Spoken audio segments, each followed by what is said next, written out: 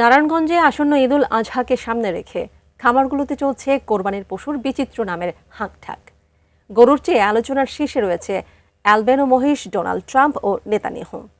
নারায়ণগঞ্জ থেকে বিস্তারিত জানিয়েছেন প্রতিনিধি হাসান মজুমদার বাবলু। দেখুন, আসন্ন পবিত্র ঈদুল আজহাকে কেন্দ্র করে যে নারায়ণগঞ্জের যে খামারগুলো রয়েছে সেই খামারগুলোর মধ্যে কিন্তু ব্যস্ত সময় পার করছে খামার। শেষ মুহূর্তে পশুগুলোকে বেশ যত্ন এবং লালন পালনে আসলে তারা বেশ মরিয়া হয়েছে এমনকি বলা চলে।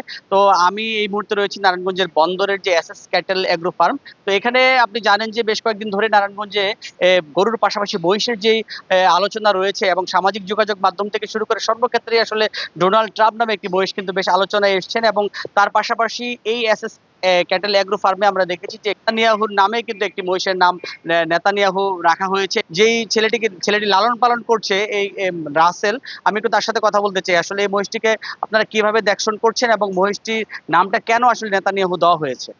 মহিষটার নাম আসলে নেতানিয়াহু দেয়া হয়েছে এই জন্যই যে মহিষটা অনেক দুষ্ট। সবসময় সব মহিষের সাথে মানে লাইগেই থাকে, ঠিক আছে।